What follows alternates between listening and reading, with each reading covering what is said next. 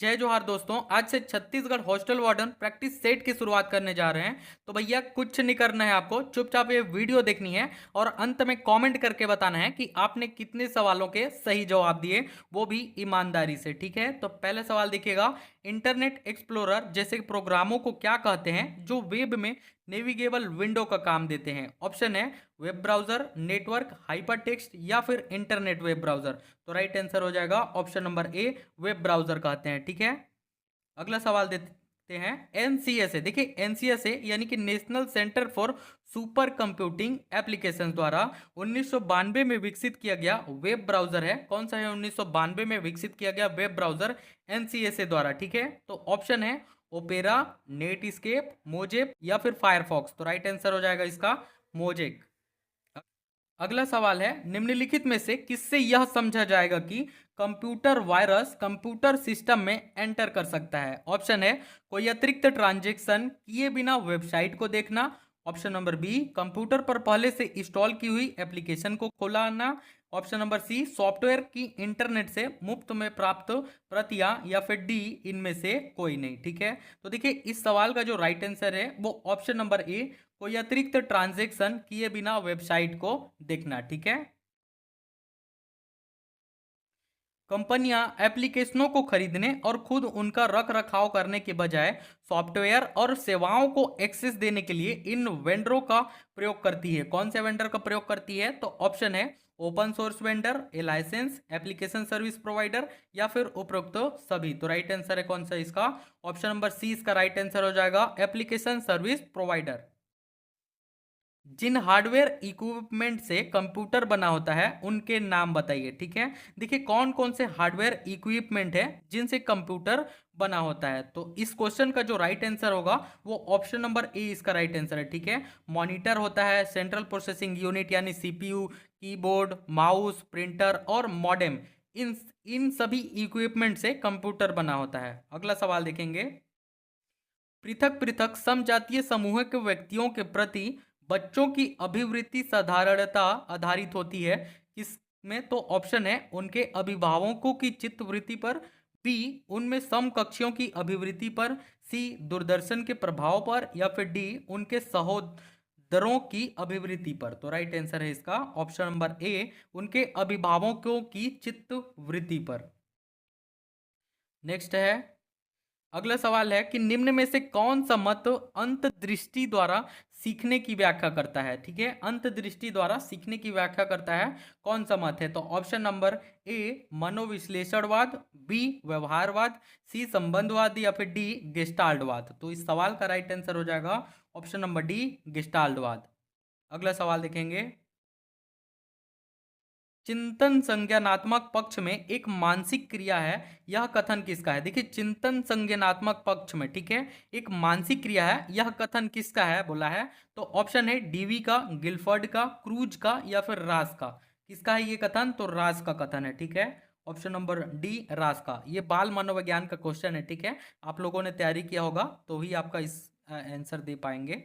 अगला सवाल है, निम्न में से कौन सा विकासात्मक कार्य उत्तर बाल्यावस्था के उपयुक्त में नहीं है? देखिए उत्तर बाल्यावस्था कहने का अर्थ है कि 6 से 11 वर्ष का जो उम्र होता है, ठीक है, 6 से 11 वर्ष की जो अवस्था होती है उसे क्या कहते हैं? कि उत्तर बाल्यावस्था कहते हैं।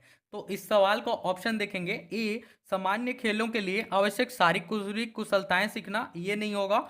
ऑप्शन नंबर बी पुरुषोचित या स्त्रियोचित सामाजिक भूमिकाओं को प्राप्त करना, ये इसका राइट आंसर हो जाएगा ऑप्शन नंबर बी। ठीक है, अगला सवाल है, तत्परता का नियम अधिगम का किस प्रकार का नियम है? ऑप्शन है मुख्य नियम, सहायम नियम, गौड़ नियम या फिर उपरोक्त सभी। तो राइट आंसर हो जाएगा इसका मुख्य नियम है। ठीक है, तत्परता का नियम अधिगम का किस प्रकार का नियम है? तो तत्परता का जो नियम है वो अधिगम का मुख्य नियम है।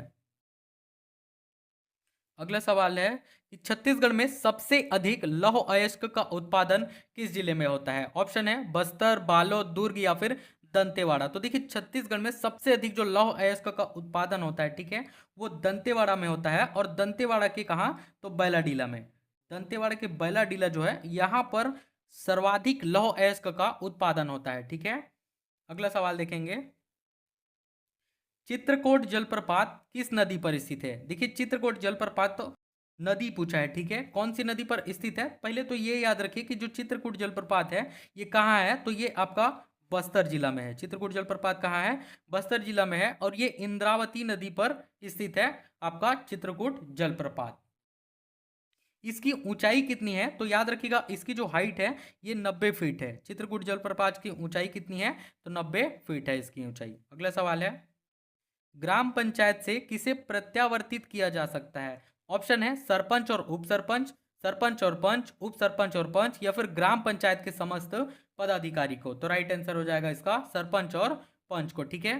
ग्राम पंचायत से किसे प्रत्यावर्तित किया जा सकता है? तो सरपंच को और पंच को। मल्हार के लिए निम्नलिखित तथ्यों पर विचार कीजिए। दिए गए तथ्यों में कौन सा जो तथ्य है वो सही है, ठीक है। कथन एक क्या कहता है कि यहाँ पुरातात्विक सामग्रियों का विशाल भंडार है, और दूसरा कथन कहता है कि यह स्थान अरपा, लीलागार और शिवनाथ नदियों द्वारा घिरा हुआ है। तो आपके ऑप्शन है केवल एक सही है, केवल दो सही है, या फिर एक एवं दो दोनों ही कथन सत्य है, या फिर डी एक एवं दो दोनों ही कथन गलत हैं। तो इस क्वेश्चन का जो राइट आंसर होगा ऑप्शन नंबर सी, एक और दो दोनों ही कथन क्या है वो सत्य है, ठीक है। यहाँ जो मल्हार है यहाँ पुरातात्विक सामग्रियों का विशाल भंडार है, और यह स्थान अरपा, लीलागढ़ और शिवनाथ नदियों द्वारा घिरा हुआ है। अगला सवाल देखेंगे, इस राज्य में 1923 में झंडा सत्याग्रह कहां से प्रारंभ हुआ था? देखिए जो झंडा सत्याग्रह, ठीक है, ये हुआ था आपका बिलासपुर जिला से प्रारंभ हुआ था। सुंदरलाल शर्मा जी के द्वारा इसका नेतृत्व किया गया था, ठीक है। अगला सवाल देखेंगे, हिंदी भाषा का जन्म हुआ है। देखिए हिंदी जो भाषा है उसका जन्म हुआ है, ऑप्शन है अपभ्रंश से, लौकिक संस्कृत से, पाली प्राकृत से, या फिर वैदिक संस्कृत से। तो राइट आंसर होगा इसका अपभ्रंश से। संस्कृत हिंदी भाषा का जन्म हुआ है अपभ्रंश से। अगला सवाल है, सदैव में प्रयुक्त संधि कौन सी है? देखिए सदैव, इसका पहले तो हम लोग संधि विच्छेद करें तो ये हो जाएगा आपका क्या होगा कि सदा प्लस एव, सदा धन एव। इसका संधि विच्छेद हो जाएगा सदा धन एव, और यहाँ पर क्या आ रहा है आ और ए आ जा रहा है, ठीक है।